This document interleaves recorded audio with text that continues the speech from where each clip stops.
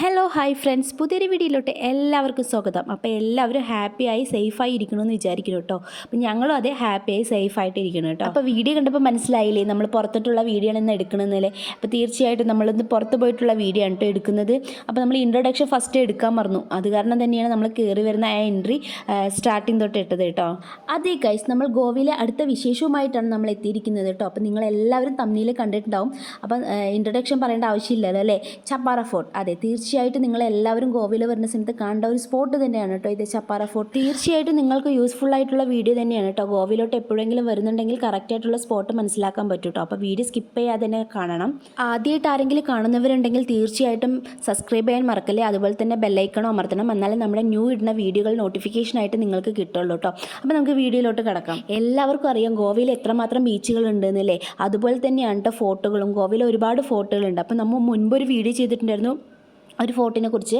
അതുപോലെ തന്നെയുള്ളൊരു ഫോർട്ട് തന്നെയാണ് കേട്ടോ ചപ്പാറ ഫോർട്ട്. അപ്പോൾ നമ്മുടെ ബീച്ച് സൈഡ് തന്നെയാണ് ചപ്പാറ ഫോർട്ട് ഉള്ളത്. അപ്പോൾ അഞ്ജുന ബീച്ചിൻ്റെ അടുത്ത് തന്നെയാണ് കേട്ടോ ചപ്പാറ ഫോർട്ട് ഉള്ളത്. അങ്ങനെ നമ്മൾ വൈകുന്നേരം ഏതാണ്ട് ഒരു 4:30 ആയപ്പോഴാണ് കേട്ടോ എത്തിയത്. അവിടെ ക്ലോസിംഗ് ടൈം 5 മണിയാണ് കേട്ടോ. അപ്പോൾ നമ്മൾ രക്ഷപ്പെട്ടു, അരമണിക്കൂർ ഗ്യാപ്പ് ഉണ്ടായിരുന്നു. അപ്പോൾ 10 മണി തൊട്ട് 5 മണി വരെയാണ് അവിടെ ഓപ്പണിംഗ് ഉള്ളത്. 5 മണിക്ക് ശേഷം ഒരാളുടെ പോലും അവിടെ കയറ്റില്ല കേട്ടോ, സ്ട്രിക്റ്റ് ആണ്. അപ്പോൾ നമ്മളിതാ 4:30 ആയ സമയത്ത് എത്തി. പാർക്കിംഗ് കഴിഞ്ഞിട്ട് നടക്കാൻ ഒരുപാട് ദൂരമുണ്ട് കേട്ടോ. ഏതാണ്ട് കുന്നിൻ്റെ മേലെയായിട്ടാണ് ഈ ഫോർട്ട് വരുന്നത്. അത് കാരണം നല്ല കുത്തനെ പോലെ സ്റ്റെപ്പും കാര്യങ്ങളൊക്കെ കടന്നിട്ട് വേണ്ട പോകാനും. അപ്പം നിങ്ങൾ ചപ്പാറ ഫോർട്ട് കേട്ടിട്ടുണ്ടോ എന്നറിയില്ല. ഒരുപാട് സിനിമകൾ ഷൂട്ട് ചെയ്ത സ്ഥലമുണ്ട് ഈ ചപ്പാറ ഫോർട്ട്.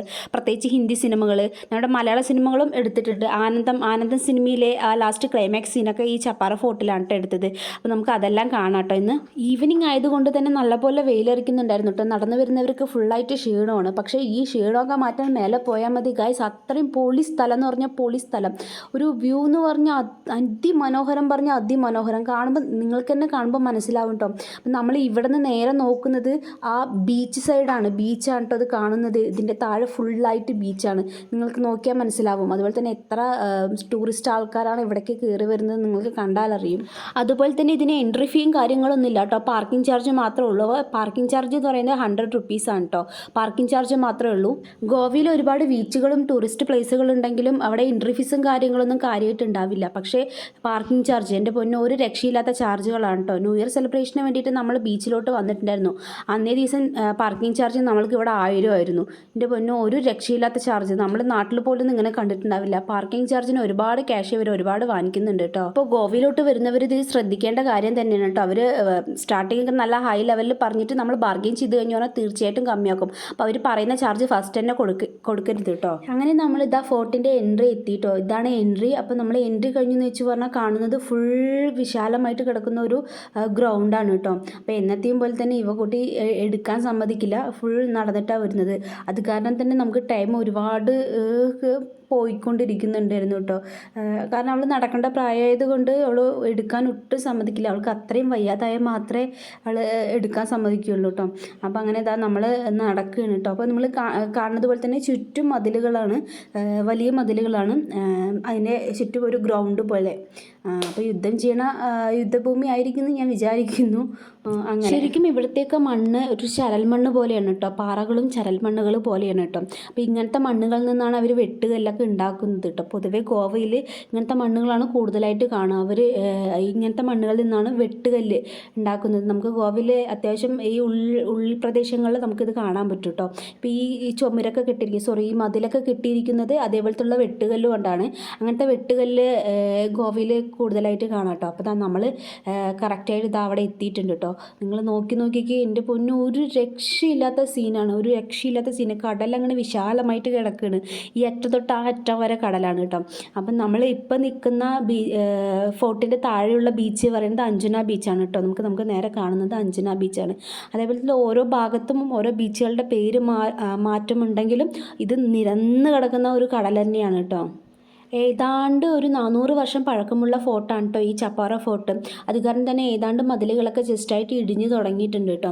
അത് പറഞ്ഞിട്ട് ബലമില്ലായ്കയില്ല, എന്നാലും അത്യാവശ്യമൊക്കെ ഇടിഞ്ഞ് തുടങ്ങിയിട്ടുണ്ട്. നമുക്ക് കാണാൻ പറ്റും കേട്ടോ.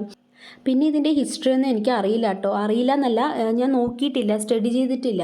പിന്നെ അതിനെക്കുറിച്ചൊന്നും ഞാൻ പറയുന്നില്ല കേട്ടോ. ഗോവയിലോട്ടൊക്കെ ഒരുപാട് പേർക്ക് വരാൻ ആഗ്രഹമുള്ളവരുണ്ടാവില്ലേ, അപ്പോൾ അവർക്കൊക്കെ വേണ്ടിയിട്ടാണ് കേട്ടോ ഈ വീഡിയോ ഇടുന്നത്. പണ്ടൊരു സമയത്ത് ഞാനും ഇതുപോലെ കൊതിച്ചിട്ടുണ്ട് ഗോവ എന്നൊക്കെ പറഞ്ഞിട്ട്. ഒരുപാട് വീഡിയോസ് നമ്മൾ കണ്ടിട്ടുണ്ട്. പക്ഷേ ഇങ്ങനൊരു വരവുണ്ടാവുമെന്ന് ഞാൻ ഒട്ടും പ്രതീക്ഷിച്ചില്ല. കാരണം ഞാൻ ഹൈദരാബാദായിരുന്നു, എന്നെ കല്യാണം കഴിഞ്ഞിട്ട് ഏട്ടൻ ജോലി സ്ഥലത്തോട്ട് കൂട്ടിയിട്ട് പോയത് ഹൈദരാബാദായിരുന്നു. അപ്പോൾ അവിടെ ഒരു വർഷം കഴിഞ്ഞതിന് ശേഷമാണ് നമ്മളിപ്പോൾ ഗോവയിലോട്ട് വന്നിട്ടുണ്ടായിരുന്നത്. അപ്പോൾ നെക്സ്റ്റ് മാറുമെന്ന് പറഞ്ഞപ്പോൾ ഒട്ടും പ്രതീക്ഷിച്ചിട്ടുണ്ടായിരുന്നില്ല അത് ഗോവയ്ക്കാവുന്ന കേട്ടോ.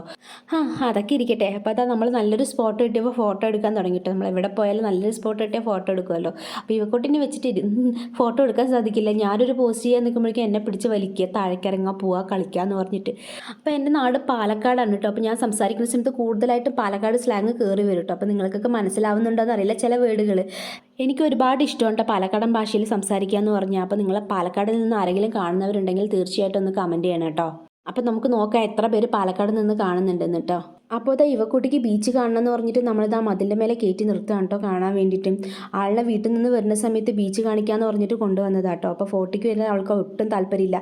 എത്തിയപ്പോൾ മുതൽ നമുക്ക് ബീച്ച് കാണാൻ പോവാമെന്ന് പറഞ്ഞിട്ട് വാശി പിടിക്കണം കേട്ടോ. അങ്ങനെ ഇത് നമ്മൾ ഒരു ഭാഗത്തെ കാഴ്ചകൾ കണ്ടിട്ട് അടുത്ത ഭാഗത്തിലോട്ട് പോകുകയാണ് കേട്ടോ. അപ്പോൾ നമ്മൾ നേരത്തെ പറഞ്ഞിട്ടായിരുന്നു ആനന്ദ ഫിലിം ഷൂട്ട് എടുത്തത് ഇവിടെയാണെന്ന്. അപ്പോൾ ആ ഭാഗത്തിലോട്ടാണ് കേട്ടോ പോകുന്നത്. നിങ്ങൾക്ക് കണ്ടാൽ മനസ്സിലാകുമെന്ന് വിചാരിക്കുന്നു. അതുപോലെ തന്നെ ഞാൻ ഈ ഭാഗത്താണ് ഷൂട്ടിംഗ് എടുത്തതെന്നാണ് എൻ്റെ ഒരു അറിവ്. അപ്പോൾ തെറ്റുണ്ടെങ്കിൽ നിങ്ങളൊന്ന് ക്ഷമിച്ചേക്കണേ. കാരണം വേറൊന്നും കൊണ്ടല്ല, നമുക്ക് ഇതിൻ്റെ ഏത് ഭാഗം കണ്ടാലും ഒരുപോലെ തന്നെയാണ് കേട്ടോ ഇരിക്കുന്നത്. പക്ഷെ നിങ്ങൾക്ക് കണ്ടാൽ മനസ്സിലാവും ആ സെൻറ്റർ പോർഷൻ വന്നിട്ട്, ആ മതിലിൻ്റെ സെൻറ്റർ പോർഷൻ വന്നിട്ട് അവിടെയാണ് അവരിരുന്ന് സംസാരിച്ചത് എന്നാണ് എൻ്റെ ഒരു തോന്നൽ. ഇവിടെ നിന്ന് നോക്കിക്കഴിഞ്ഞു വെച്ചാൽ അതിമനോഹരമായിട്ടുള്ള കാഴ്ചകളാണ് കേട്ടോ താഴെ കാണാൻ കഴിയുന്നത്. ആ ബീച്ചിൻ്റെ സൈഡ് ഫുള്ളായിട്ട് ചെറുതായി കാണുന്ന ഫുൾ മനുഷ്യന്മാരാണ്. അത്ര അടി ഉയരത്തിലാണ് കേട്ടോ നമ്മൾ നിൽക്കുന്നത്. ഈ പ്രകൃതി എത്രമാത്രം ഭംഗിയാണെന്ന് നമുക്ക് ഇങ്ങനെ കാണുമ്പോൾ നല്ലപോലെ മനസ്സിലാവും. അങ്ങനെ ഇതാ നമ്മളും ഒരു സൈഡ് കൂടെ ഏറി വലിഞ്ഞ് ആ മതിലിൻ്റെ മേലെ കയറിയിട്ടോ. അപ്പോൾ കയറിയ പാടെ തന്നെ ഇവക്കുട്ടി നല്ല വഴക്കായിരുന്നു. കാരണം കാണുന്നത് ഫുള്ളായിട്ട് ബീച്ചാണ്. അവളുടെ ഉദ്ദേശം എന്ന് പറഞ്ഞാൽ ബീച്ചിൽ കളിക്കുക എന്നാണ്. നമ്മൾ ഈ ഫോട്ടോയിൽ കൊണ്ടുവന്നത് ഒട്ടും ഇഷ്ടമായില്ല. അപ്പോൾ അവിടെ കയറി നിന്നപ്പോൾ അലമ്പായി കൊണ്ടിരിക്കുകയാണ്. കണ്ടില്ലേ, പിണങ്ങിയിട്ട് കരയാൻ തുടങ്ങുക, ബീച്ചിലോട്ട് താഴോട്ട് പോകാമെന്ന് പറഞ്ഞിട്ട്. അപ്പോൾ പിന്നെ ഒരുപാട് അവളെ പിണക്കാൻ നിന്നില്ല കേട്ടോ. നമുക്ക് താഴോട്ട് പോകാമെന്ന് പറഞ്ഞിട്ട് അവളെ കൂട്ടിക്കൊണ്ട് വന്നു കേട്ടോ.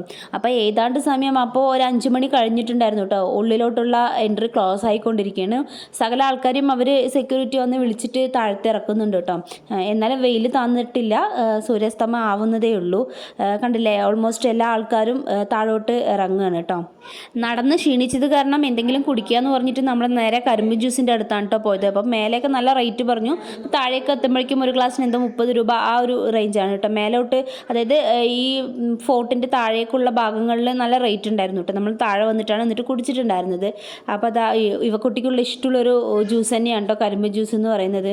മുൻപൊക്കെ എനിക്ക് കരിമ്പ് ജ്യൂസ് എന്ന് പറഞ്ഞാൽ ഇഷ്ടമേ അല്ലായിരുന്നു കേട്ടോ. ഞാൻ എവിടെ പോയാലും കുടിക്കില്ല. പക്ഷേ എനിക്കിപ്പോൾ ഭയങ്കര ഇഷ്ടമാണ്. അത് കുടിച്ച് തുടങ്ങിയപ്പോൾ എനിക്ക് ഭയങ്കര ഇഷ്ടമാണ്. എവിടെ കണ്ടാലും ഞാൻ കരിമ്പ് ജ്യൂസ് കണ്ടു പറഞ്ഞാൽ ഇറങ്ങി കുടിക്കും കേട്ടോ. എനിക്ക് ഭയങ്കര ഇഷ്ടമാണ്. അതുപോലെ തന്നെ ഇപ്പോൾ ഇവക്കുട്ടിയും കരിമ്പ് ജ്യൂസിൻ്റെ ആളായി മാറിയിട്ടുണ്ട് കേട്ടോ. എവിടെ കണ്ടാലും മച്ചാ നേരത്തെ കരിമ്പ് ജ്യൂസ് എന്നുള്ളതും പറയാൻ തുടങ്ങിയിട്ടോ. അങ്ങനെ അതും കുടിച്ച് നമ്മൾ നേരെ പോയത് അഞ്ജന ബീച്ചിലാണ് കേട്ടോ. അപ്പോൾ നമ്മൾ എത്തിയപാട് തന്നെ പാർക്കിങ്ങിന് വേണ്ടിയിട്ട് കുറച്ച് അലഞ്ഞു കേട്ടോ. കാരണം നമ്മൾ സ്റ്റാർട്ടിംഗ് ഒക്കെ പാർക്കിംഗ് എന്ന് പറഞ്ഞിട്ട് 200 രൂപയൊക്കെയാണ് അവർ പറയേണ്ടിരുന്നത്. അപ്പോൾ നമ്മൾ എന്തായാലും പോയി നോക്കാം, ഉള്ളിലോട്ട് പോയി നോക്കാമെന്ന് പറഞ്ഞ് അടുത്തെത്തിയപ്പോൾ ഏതാണ്ട് 50 രൂപ 30 രൂപ എന്നൊക്കെ പറഞ്ഞു കേട്ടോ. മണിക്കൂറിന് അനുസരിച്ചിട്ട് അവർ അങ്ങനെ അൺലിമിറ്റഡ് ആണ്. അതായത് എത്ര മണിക്കൂർ വേണം എടുക്കാമെന്നുണ്ടെന്ന് വെച്ച് പറഞ്ഞാൽ 100 രൂപയാണ്. അപ്പോൾ ആദ്യമായിട്ട് വരുന്നവർ ആരെങ്കിലും ഉണ്ടെന്ന് വെച്ച് പറഞ്ഞാൽ തീർച്ചയായിട്ടും നമ്മൾ അടുത്തായിട്ട് പാർക്കിംഗ് ചെയ്യാം കേട്ടോ. ഒരുപാട് ദൂരമൊന്നും വേണ്ട. അപ്പോൾ നടന്നു വരാൻ ബുദ്ധിമുട്ടുമാണ്. അതുമാത്രമല്ല അവർ പാർക്കിംഗ് ഫീ ഫസ്റ്റ് സ്റ്റാർട്ടിങ്ങിലൊക്കെ 200 എന്നൊക്കെ പറയാം. അടുത്തെത്തണം തോറും കമ്മിയായി വരും കേട്ടോ. പിന്നെ പാർക്കിംഗ് ചെയ്യാൻ മറക്കണ്ട. അപ്പോൾ ഇതാ നമ്മൾ അഞ്ജന ബീച്ചിലെത്തി.